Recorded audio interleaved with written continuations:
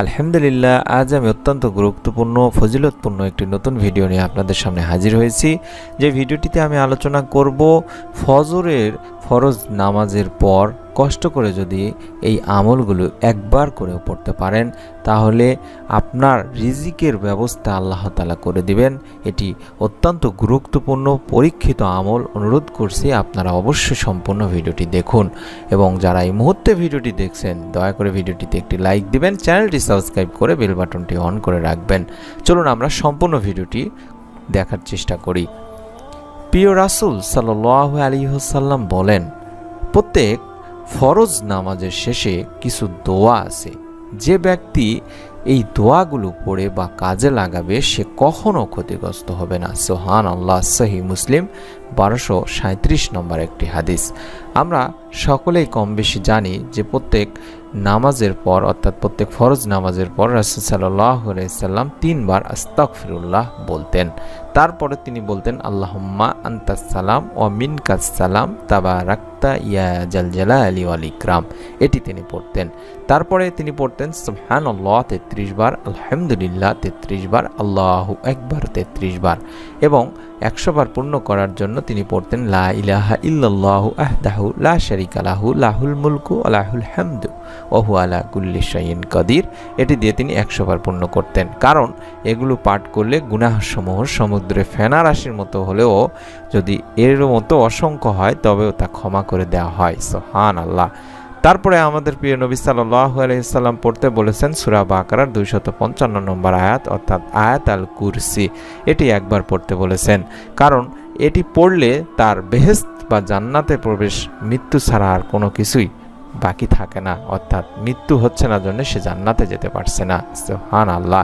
এছাড়াও শয়তানের প্রভাব থেকে বাঁচার আয়াত হযরত আবু হুরায়রা রাদিয়াল্লাহু তাআলা আনহু থেকে বর্ণিত। আল্লাহর রাসূল সাল্লাল্লাহু আলাইহি সাল্লাম বলেছেন সূরা বাকারার একটি শ্রেষ্ঠ আয়াত রয়েছে, যে ঘরে এই আয়াতটি বা আয়াতুল কুরসি পাঠ করা হবে সেখান থেকে শয়তান পালিয়ে যাবে। সুবহানাল্লাহ, সুবহানাল্লাহ। এছাড়াও আমরা পড়ে থাকি আল্লাহুম্মা আজিরনি মিনান নার 7 বার করে ফজর এবং মাগরিবের নামাজের পর।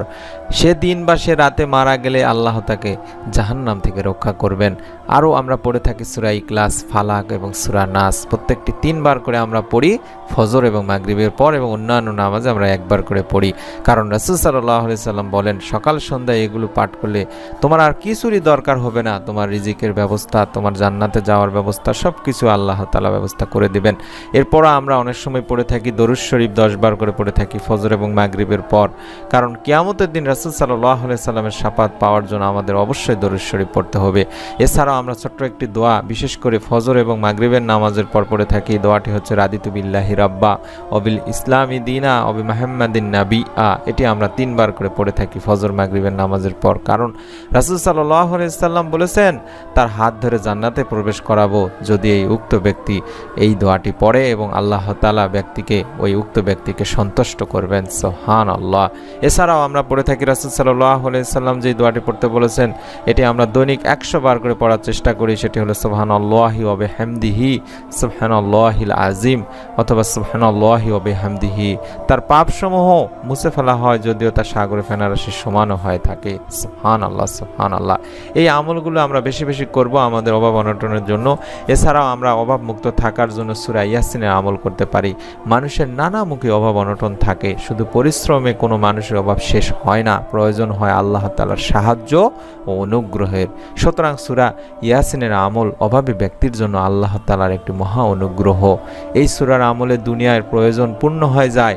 হাদিস শরীফে আছে হযরত আব্দুল্লাহ ইবনে জুবাইর রাদিয়াল্লাহু তাআলা আনহু বর্ণনা করেন, যদি কোনো ব্যক্তি অভাব অনটনের সময় সূরা ইয়াসিন পাঠ করে তাহলে তার অভাব দূর হয়, সংসারে শান্তি আসে এবং রিজিকে বরকত হয়। সুবহানাল্লাহ। হযরত আতা বিন আবি রাবা রাদিয়াল্লাহু তাআলা আনহু বর্ণনা করেন, আমি শুনেছি যে রাসূলুল্লাহ সাল্লাল্লাহু আলাইহি সাল্লাম বলেছেন, যে ব্যক্তি দিনের বেলায় সূরা ইয়াসিন তেলাওয়াত করবে তার সব হাজত বা প্রয়োজন পূর্ণ করা হবে। সুবহানাল্লাহ।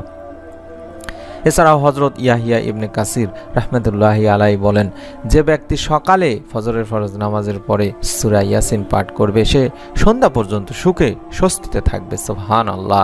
আবার যে সন্ধ্যায় এই সূরা ইয়াসিন পাঠ করবে সে সকাল পর্যন্ত শান্তিতে বা সুখে থাকবে। সুবহানাল্লাহ সুবহানাল্লাহ।